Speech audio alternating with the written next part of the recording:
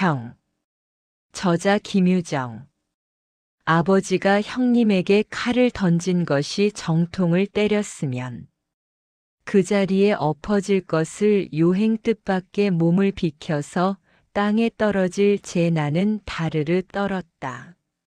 이것이 15성상을 지난 묵은 기억이다마는 그 인상은 언제나 나의 가슴에 새로웠다. 내가 슬플 때, 고적할 때 제일 처음 나의 몸을 쏘아드는 화살이 이것이다. 이제로는 과거의 일이나 10살이 채 못된 어린 몸으로 목도하였을 제 나는 그 얼마나 간담을 졸였던가. 말뚝같이 그 옆에 서 있던 나는 이내 울음을 터치고 말았다. 극도의 놀람과 아울러 애원을 표현하기에 나의 재주는 거기에서 넘지 못하였던 까닭이다. 부자간에 고롭지 못한 이 분쟁이 발생하길 아버지의 허물인지 흙은 형님의 죄인지 나는 그것을 모른다. 그리고 알려 하지도 않았다.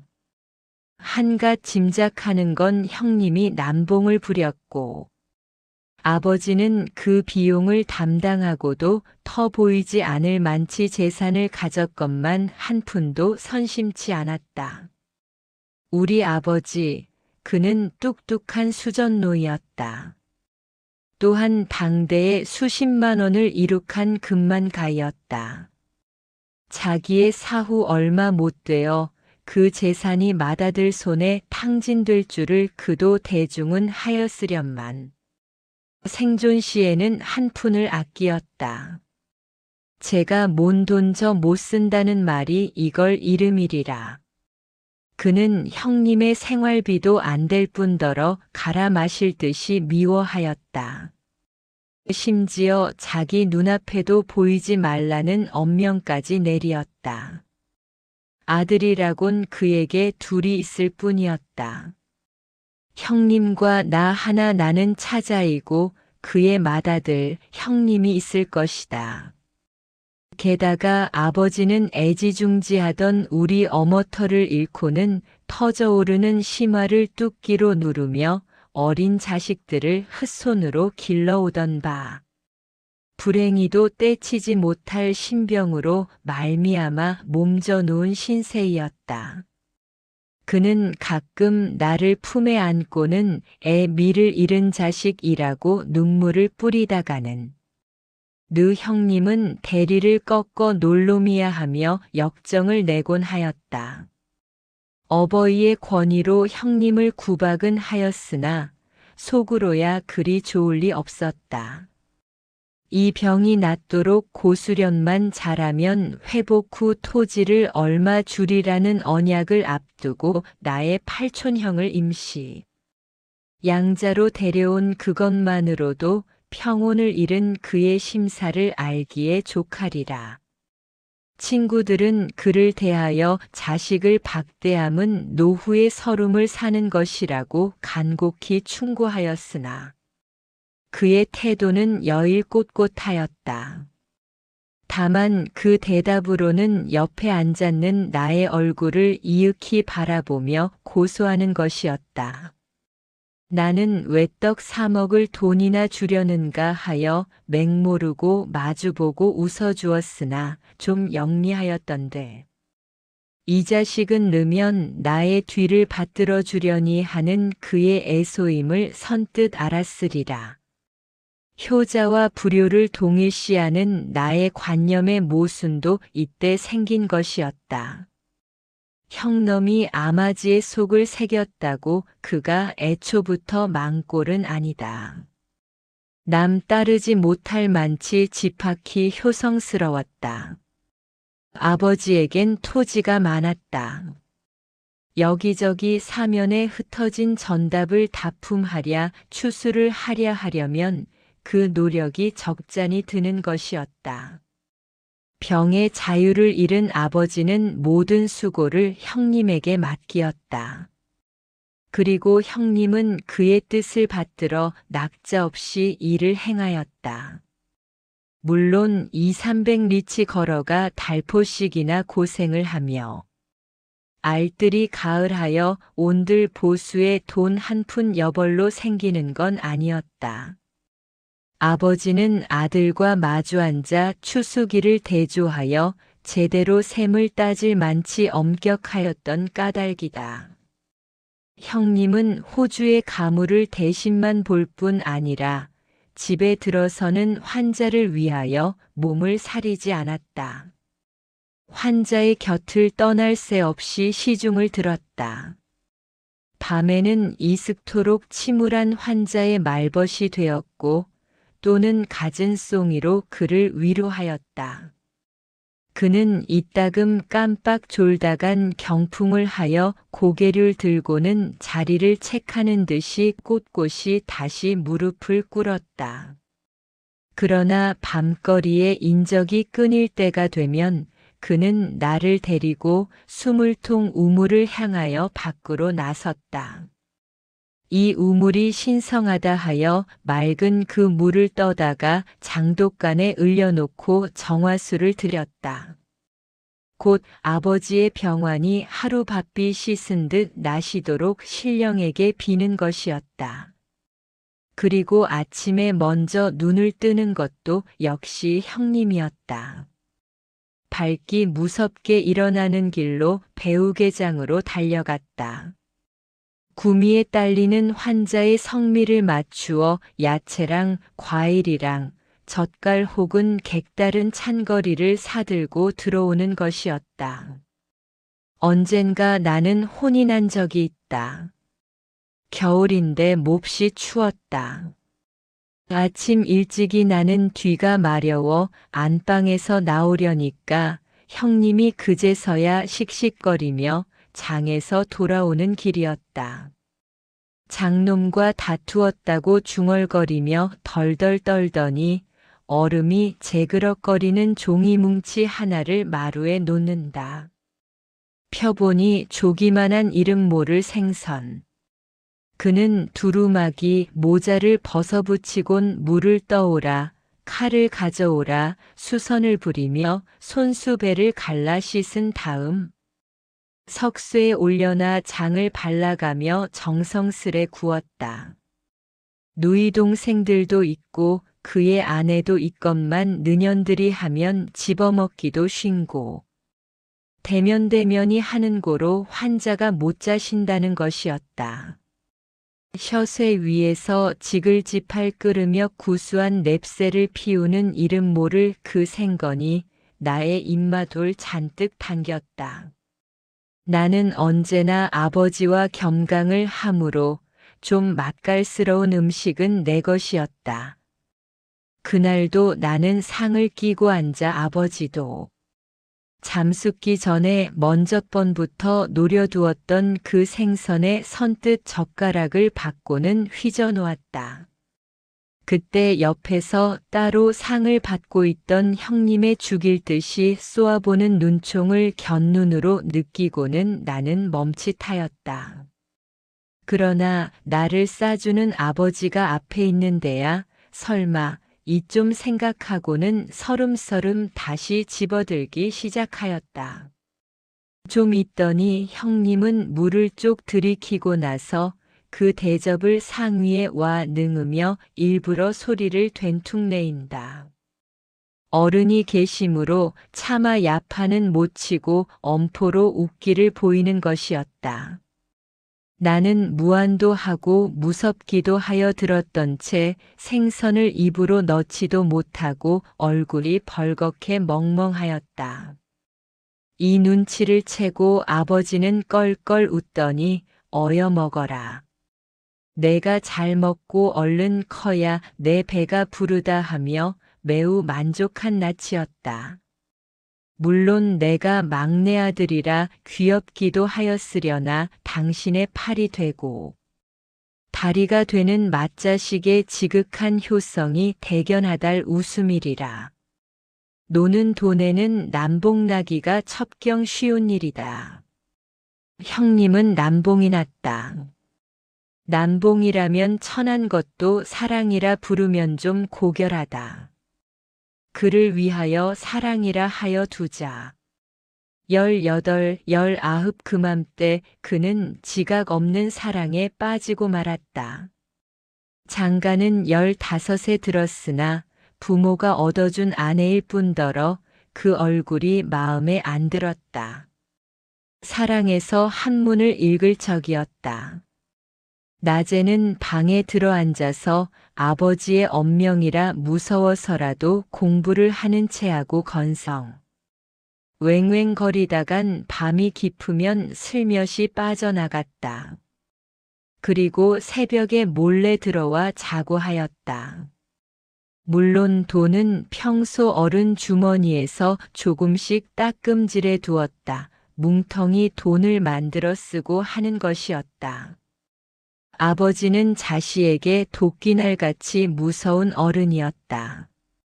이 기미를 눈치채고 아들을 붙잡아 놓고는 벼룻돌, 목침, 단소할 것 없이 들어서는 거의 흔도할 만치 두들겨댔다. 겸하여 다시는 출임을 못하게 하고자 그의 의관이며 신발 등을 사랑 다락에 넣고 쇠을 채워버렸다. 그래도 형님의 수단에는 교묘히 과폿을 꺼내 입고 며칠 동안 밤거리를 다시 돌 수 있었으나 사랑하는 어머니를 잃고 또 얼마 안 되어 아버지마저 병원에 들매 그럴 여유가 없었다. 밖으로는 아버지의 일을 대신 보랴, 안으로는 그의 병구원을 하랴. 눈코 뜰 새 없이 자식된 도리를 다하니 문내에 없던 효자라고 칭찬이 자자하였다. 병화는 나를 따라 깊었다. 자리에 든 지 한 돌이 지나고 가랑잎은 또다시 부수수 지니 환자도 간호인도 지리한 슬픔이 안들 수 없었다.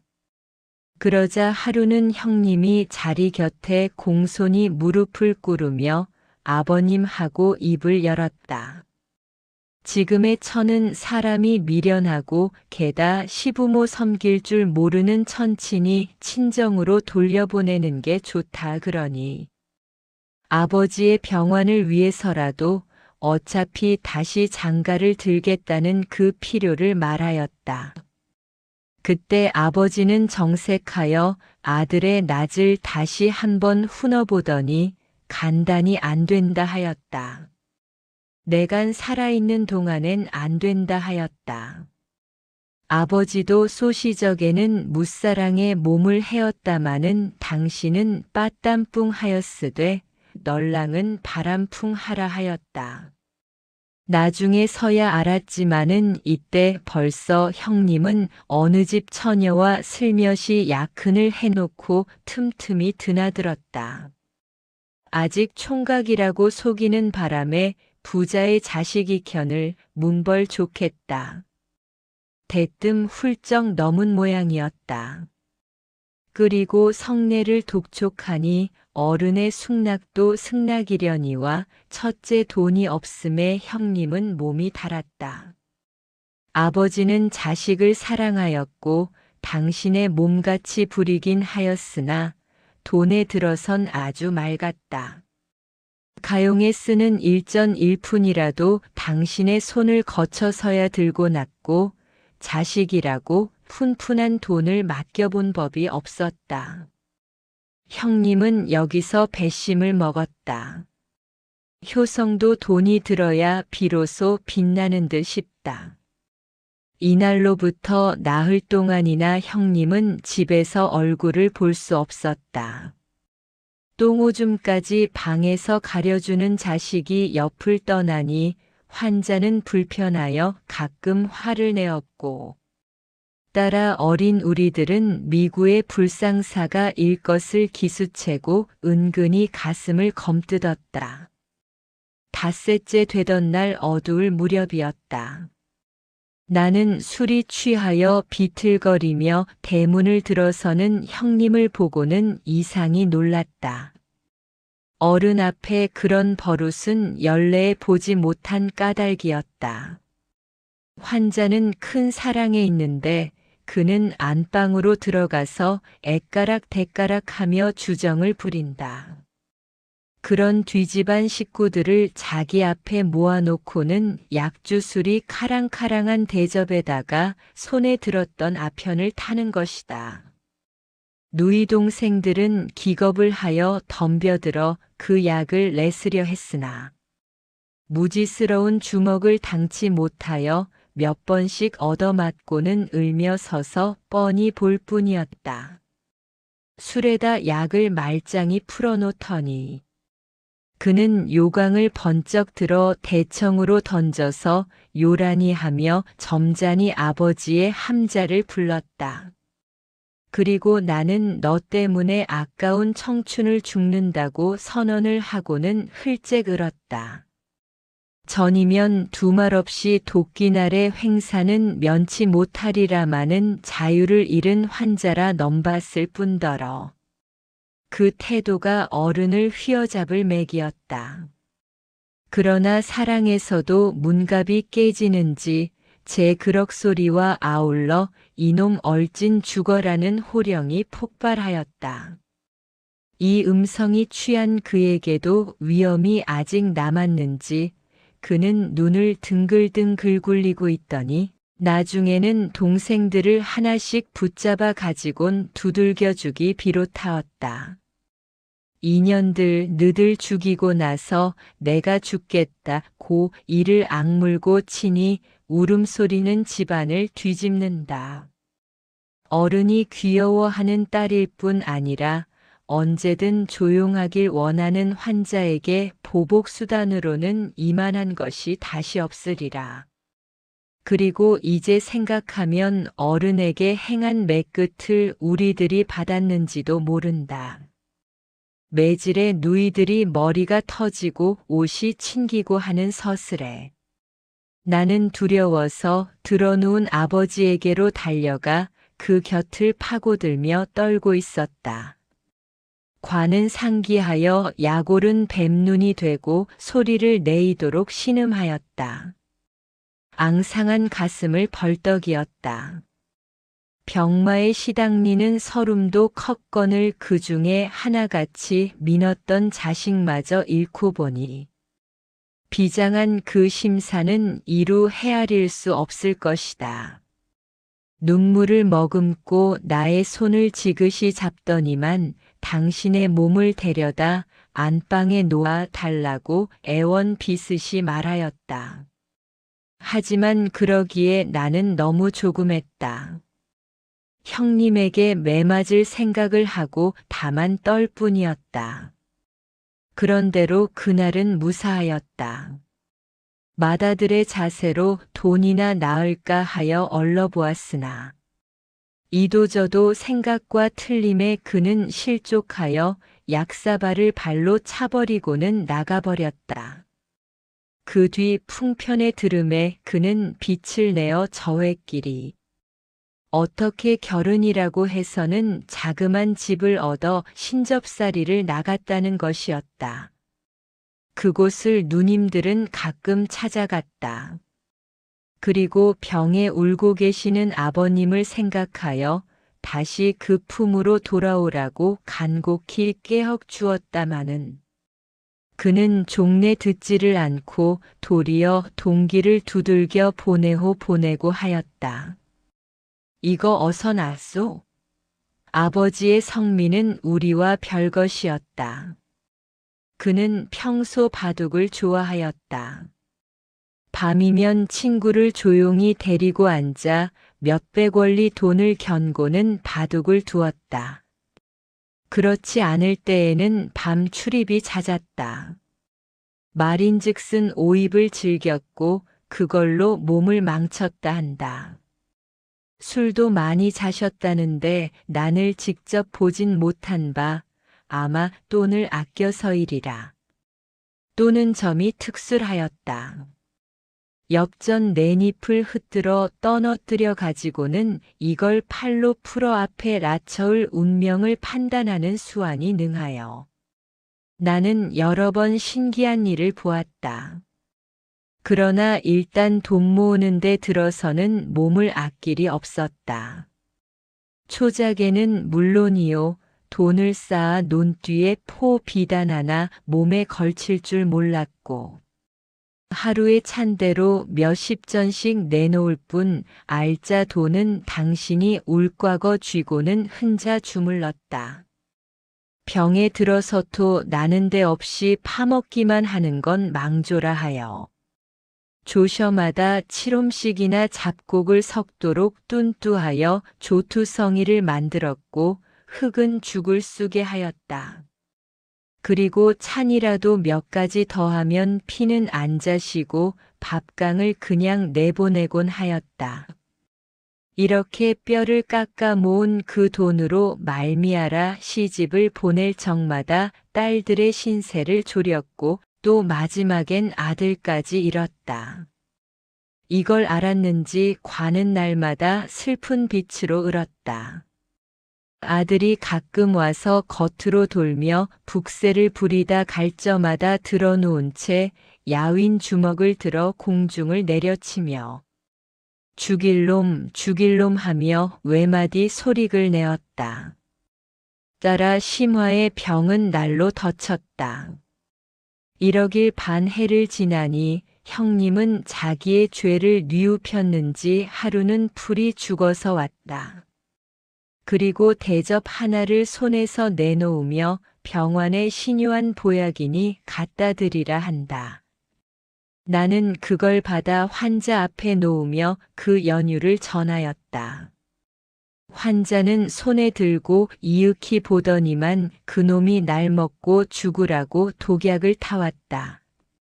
하며 피대로 요강에 쏟아버렸다. 이 말을 듣고 아들은 울며 돌아갔다. 이것이 보약인지 혹은 독약인지 여지껏 나는 모른다마는 형님이 환자 때문에 알벤자라 몇 마리를 우정 구하여 정성으로 고아온 것만은 사실이었다. 며칠 후 그는 죄진 낮으로 또다시 왔다. 부저으로 들어가더니 부지깽이처럼 굽다란 몽둥이를 멸. 자루 다듬어서는 두 손에 공손히 모아 쥐고 아버지 앞으로 갔다. 그러나 그 방에는 차마 못 들어가고 사랑방 문턱에 바싹 붙어서 머뭇거릴 딸이었다. 결국 그러다 울음이 터졌다. 아버님, 이 매로 저를 죽여 줍소서 하며 애걸애걸 빌었다. 답은 없다. 10번을 하여도 20번을 하여도 아무 답이 없었다. 똑같은 소리를 외이며 울며 될 길을 아마 1시간쯤이나 하였을 게다. 방에서 비로소 보기 싫다 물러가거라고 환자는 거푸지게 한마디로 갚는다. 그러나 형님은 오름으로 섰다가 울음으로 물러갈 밖에 도리가 없었다. 그는 다시 오지 않았다. 자신을 사랑하는 마음이야 뉘라고 없었으랴마는 하는 행동이 너무 괘씸하였고 치가 떨렸다. 복반치는 분심과 아울러 한 팔을 잃은 그 슬픔이 이때에 양자를 하게 된 동기가 되었다. 피양자란 18서 데려올려온 농부로 후분의 부자백 생각에 온갖 고생을 무릅쓰고 약을 다리랴 오줌똥을 거드랴 잔심부름에 달리랴 본자식 저 이상의 효성으로 환자에게 섬기었다. 물론 핏대야 환자가 죽은 다음 그 아들에게 돈 한 푼 변변히 못 받을 것을 꿈에도 생각지는 못하였으리라. 아직껏 총각이라고 속이어 혼인이랍시고 저회끼리 부랴사랴 엉등거리긴 하였으나 생활에 쪼들리니 형님은 뒤가 터질까 하여 애가 탔다. 물론 식약은 되었으되 아버지의 분부를 받아 입살 한 되면 좁쌀 한 되를 섞어서 보냈다. 그뿐으로 동전 한 푼 현금은 무관해였다. 형님은 그 쌀을 받아서 채로 바치어 좁쌀은 뽑아버리곤 도로 잎쌀을 만들어 팔았다.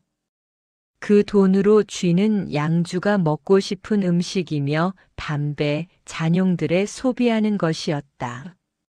이 소문을 듣고 아떠지는 그다음부터 다시 보내지 말라고 꾸중하였다. 애비를 반역한 그 자식 괘씸한 품으로 따지면 당장 다리를 꺾어 놀 것이나 그만이나마 하는 것도 당신이 아니면 어려울진데 항차 그놈이 무슨 호강에 그러랴 싶어서 대노한 모양이었다. 부자간 육전은 여기서 시작되었다. 밥줄이 끊어진 형님은 틈틈이 달려와서 나를 죄었다.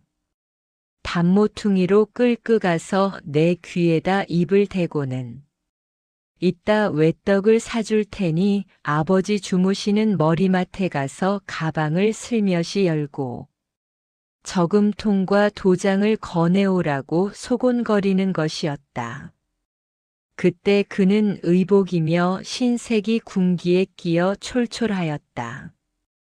부자의 자식커녕 구라방 친구로도 그 외양이 얼리지 못하였으니 마땅히 자기의 차지될 그 재산을 임의로 못하는 그 모난이야 이만저만 아니었으리라. 나는 그의 말대로 갖다 주면 그는 거나하여 나의 머리를 뚜덕이며 데리고 가서는 외떡을 사주고 볼일을 다본 통장파 도장은 도로 내놓으며 두었던 자리에 다시 몰래 갖다 두피하였다. 그 외떡이란 기름하고 검누른 바탕에 누비줄 몇 줄을 친 것인데 나는 그놈을 퍽 줘라 했다. 그 맛에 들리어 종말에는 아버지에게 된통 흔히 났었다. 그 다음으로는 형님이 와서 누이 동생들을 족대기었다. 주먹을 들어 흑은 방망이를 들어 함부로 때려 우려놓고는 찬대로 몇 푼 타 두었던 돈을 다갑하게 갖고 가고 하였다. 그는 원래 불량한 성질이 있었다. 자기만 얼러달라고 날뛰는 사품에 우리들은 그 주먹에 여러 번 흙을 달았다. 양자로 하여 자기에게 마땅히 대물려야 할 그 재산이 귀떨어질까 어른을 미워하는 중 하물며 식량까지 푼푼치 못함에 그는 독이 바짝 을랐다. 뜨거운 여름날이라 해질 임시하여 씩씩 땀을 흘리며 달려들었다. 환자는 안방에 드러누워 돌아가도 않고 뼈만 남은 산송장이 되어 해만 넘겼다. 그를 간호하는 산사람 따라 늘어질 지경이었다. 서슬이 시퍼렇게 들어오던 형님은 긴병에 시달리어 맥을 잃고는 마루애들 모여 앉았던 우리 앞에 딱 서더니 도끼 눈으로 우리를 하나씩 흘어주고는 코웃음을 친다. 우리는 또 매맞을 징조를 보고는 오늘은 누가 먼저 만나 하여 속을 졸였다. 그는 불이 나게 부엌으로 들어갔다. 솥뚜껑을 여는 소리가 나더니 느들만 처먹니 하는 호령과 함께 쟁그렁하고 쇠 부딪는 소리가 굉장하였다. 방에서는 이놈하고 비장한 호령. 음울한 분위기에 쌓여오던 집안 공기는 일시에 활기를 띠었다. 이 소리에 형님은 기가 나서 뒷젖으로 달아나는 셋째 누이를 때려보자고 쪼나갔다. 어른에게 대한 노함 흑은 어른을 속여서라도 넌짓넌짓이 자기에게 양식을 안 댔다는 죄목이었다. 누이는 뒤란을 한 바퀴 돌더너 할 일 없이 마루 위로 한숨에 뛰어올랐다.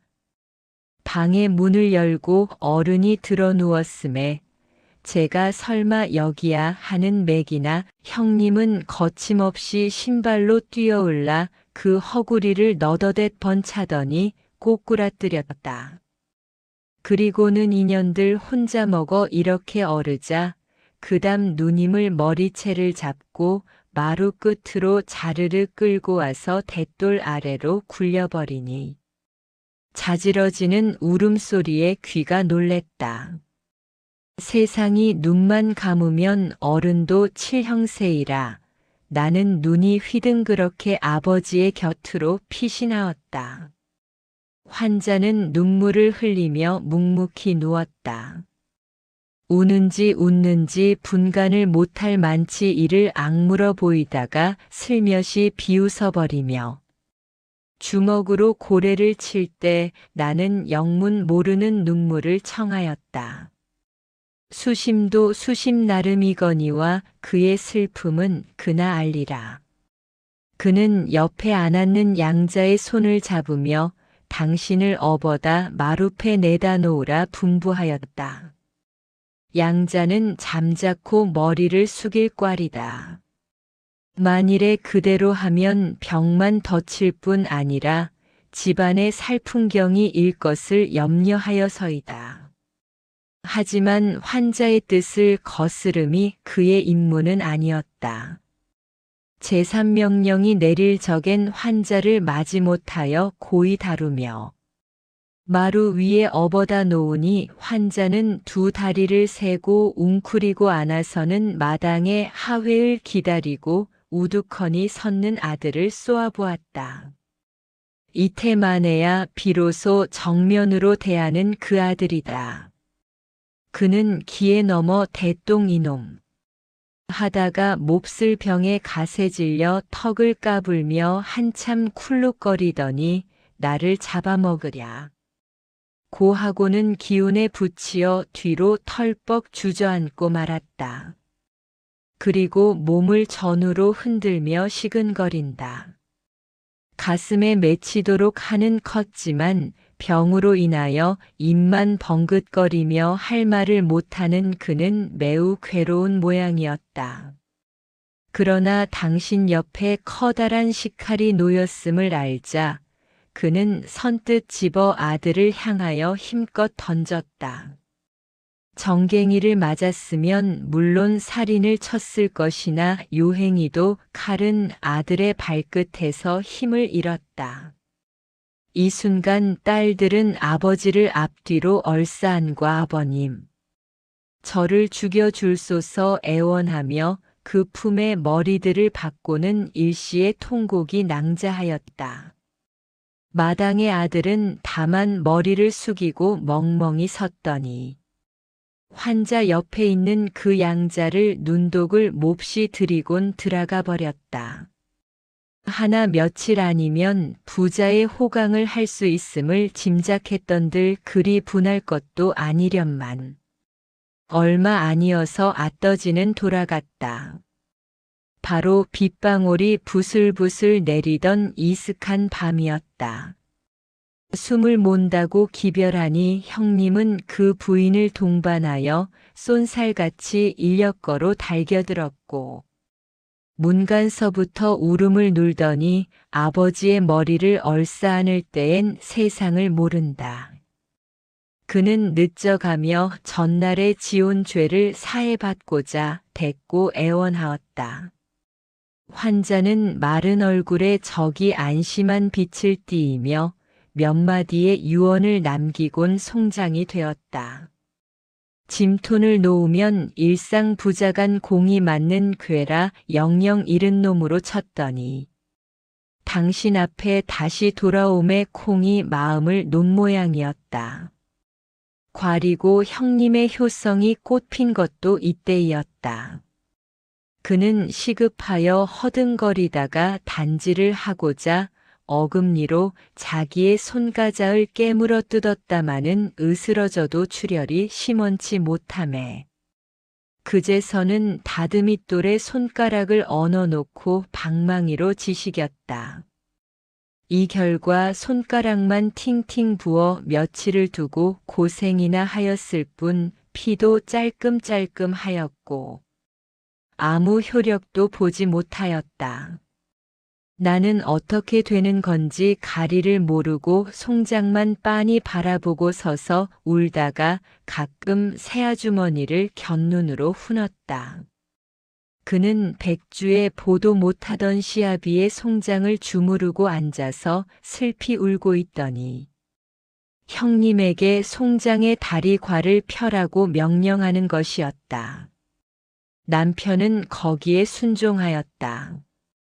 내가 만일 이때에 나의 청춘과 나의 행답기 아버지의 시체를 따라갈 줄을 미리 알았다면 나는 그를 붙들고 한 다리과 두 다리고 내리 울었으리라. 그러나 나는 사람을 모르는 철부지였다. 서름도 서름이려니와 긴치 못한 아버지의 상사가 두고두고 성가시었다. 왜냐면 아침 상식은 형님과 둘이 치르나 저녁 상시은 나 혼자 맞는 것이었다. 혼자서 제복을 입고 대막대를 손에 짚고는 맘에 없는 울음이라도 어구대구 하지 않으면 불공죄로 그에게 단박 몽둥이 찜질을 받았다. 그러면 자기는 너무 많은 그 돈을 처치 못하여 밤거리를 휘돌다가 새벽녘에는 새로운 계집을 옆에 끼고 술이 만취하여 들어오고 하였다.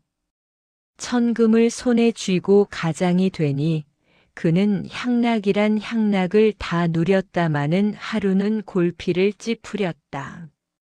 철괴에 들은 지전 뭉치를 헤어보기가 불찰 10원짜리 5장이 없이졌음을 알았던 것이다. 아침에 그는 상청에서 곡을 하고 나더니 안방으로 들어가 출가하였던 둘째 누님을 호출하였다. 그리고 다푼 사람은 일절 관처에 얼씬도 못하게 영이 내렸다.